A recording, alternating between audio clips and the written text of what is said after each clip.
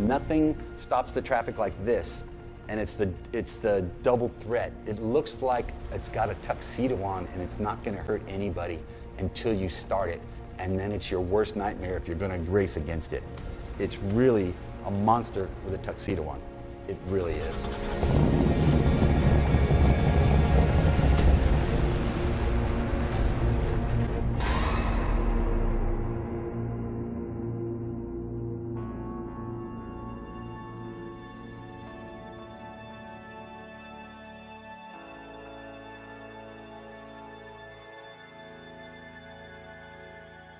I'll never forget the day you dropped this off. I went, this is what we're cutting up?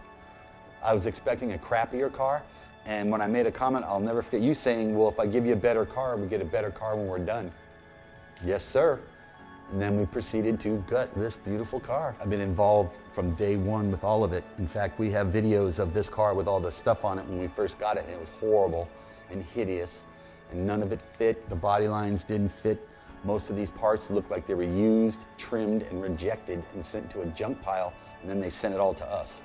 When we laid it all out on the floor, we were like, wow, this is horrible. In my opinion, that's probably what spurred this beautiful car, because I remember thinking, it's going to take us 3 months to fix all this and make it look like Eleanor, and for the same time frame and effort, we could make it different and next level. And I believe the term I used was, make it Eleanor's evil sister.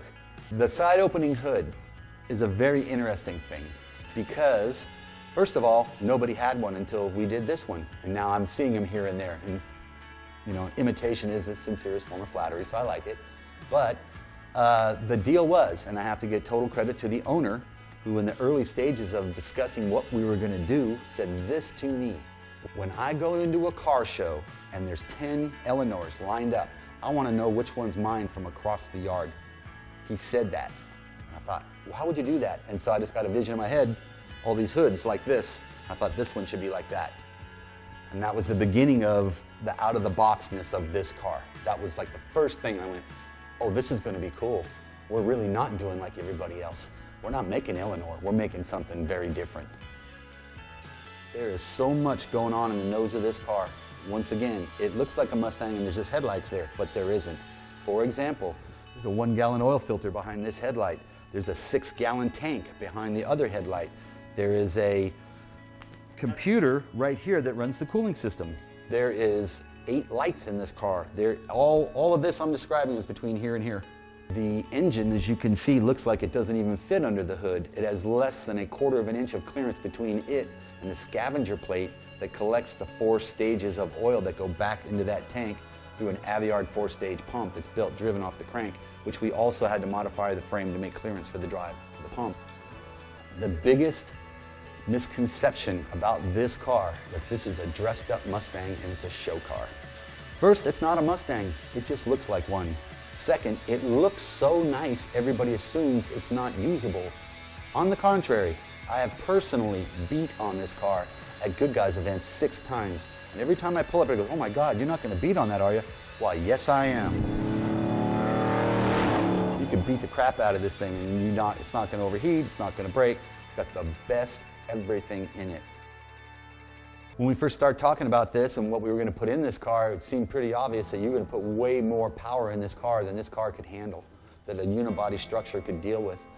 And so from the get-go, we stepped up and put the right thing under it, which is a double chassis Morrison frame.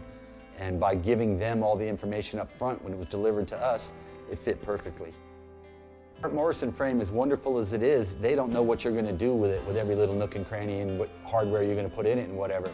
And obviously this car is a one-off deal, and even with their custom frame that we ordered and they built exactly the way we wanted, there's still things we needed to change to suit our project. And one of the most important things was where the exhaust goes through the frame in various places. So I sectioned it and put 2 crossovers through the frame where it needed it. So this exhaust out the side is real, for real. And it goes straight through the car. There's no funny bend around anything. It's perfect. Air ride system itself was great. It didn't require any fab or modification whatsoever to put it in the car. The only thing that happened, and this is like a recurring theme with this car, is there's so much in this car it's hard to hide it or put it where you don't see it. And so none of the air ride lines are exposed on the bottom. None of the wiring is exposed on the bottom. If you put the car up in the air, there's no wiring whatsoever under the car. It's all just the emergency brake cable is the only thing extraneous on the bottom of that car. So that carries through with everything. This is a handmade car. It's not a Mustang that's painted. There's nothing about this car that's normal. And I could sit here for 6 days and tell you everything that's handmade. From this frame has been bobbed and shortened because all this wouldn't fit in the front, as we were talking about before, and required some drastic engineering just to get it to fit. And all this is hung off the bottom of the frame, not on top of the frame like everybody else's, because you couldn't put enough radiator in this thing if you did it like everybody else. There's cutting edge design under this skin all over the place. Things that we hand fitted to this car, other people said didn't fit this car.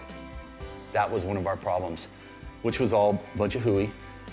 Like the overhead console, they said they couldn't fit it in with the roll cage when we already had it all in the car, and I already put the brackets on the roof, so I had to disassemble some of the car and reassemble the car with things in place. We had to cut the factory type console down 4 inches because the car is 4 inches thinner, so nothing that fits between the floor and the dash will fit. The air conditioning doesn't fit, had to be custom, the firewall, everything about it. The headers are all custom for this car because nothing fits it, because it's not a Mustang. It looks like one, but nothing fits. This thing was planned from day one, and it evolved and certain things changed, but nothing was compromised for anything. And so I'm comparing it to normal cars I've done that you get somebody half built the car, now I'm finishing it, now I have to reintegrate things that don't go with each other. This thing was planned from day one. We knew what we were doing, so we didn't ever have to go backwards. We dealt with every challenge as it came to us. And we designed or made or whatever, overcame it, and moved on to the next one knowing what was coming. We were never blindsided in this process. Nothing stops the traffic like this. It's really a monster with a tuxedo on. It really is.